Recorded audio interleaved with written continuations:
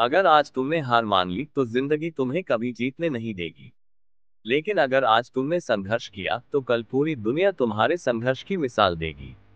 अब सुनिए एक ऐसी सच्ची कहानी जो हर छात्र को जरूर सुननी चाहिए। ये कहानी है उत्तर प्रदेश के एक छोटे से गांव में रहने वाले विकास कुमार की, जो मिट्टी के घर में पैदा हुआ, जहां बिजली अक्सर नहीं रहती थी और स्कूल तक पहुंचने के लिए उसे 5 किलोमीटर पैदल चलना पड़ता था। विकास का परिवार बहुत गरीब था। उसके पिता गांव में एक छोटी सी चाय की दुकान चलाते थे और मां खेतों में मजदूरी करती थी। घर की आर्थिक स्थिति ऐसी थी कि कई बार उसे भूखा ही स्कूल जाना पड़ता था। लेकिन विकास के सपनों की उड़ान भूख से बड़ी थी। हर सुबह 4 बजे उठकर वह पहले अपने पिता की चाय की दुकान पर मदद करता, फिर स्कूल जाता। वहां भी उसके पास किताबें नहीं थी, लेकिन उसके पास था सीखने का जुनून। वह अपने दोस्तों से पुरानी किताबें मांग कर पढ़ता और स्कूल के बाद खेतों में काम करता था ताकि घर का खर्च कुछ हल्का हो सके।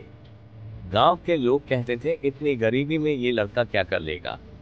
लेकिन विकास ने अपने मन में ठान लिया था, एक दिन ऐसा बनूंगा कि यही लोग मेरी मिसाल देंगे। 10वीं कक्षा के बोर्ड एग्जाम में विकास ने जिले में टॉप किया।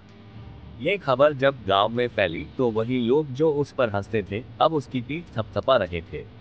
लेकिन कहानी यही खत्म नहीं हुई। विकास का सपना था आईआईटी में पढ़ना, लेकिन कोचिंग के लिए पैसे नहीं थे।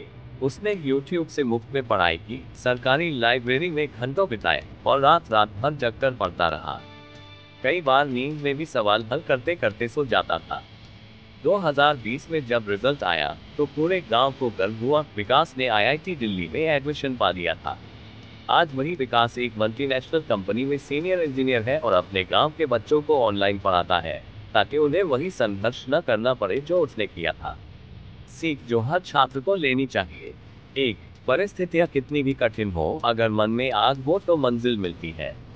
2. संसाधनों की कमी से नहीं, सपनों की कमी से लोग हारते हैं।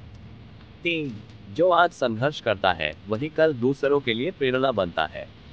तो साथियों, अगर कभी तुम्हें लगे कि हालात तुम्हारे साथ नहीं है, याद रखना विकास की कहानी। वो चाय बेचने वाला लड़का आज हजारों लोगों को प्रेरणा दे रहा है। अब तुम बताओ, क्या तुम हार मानोगे या इतिहास बनाओगे?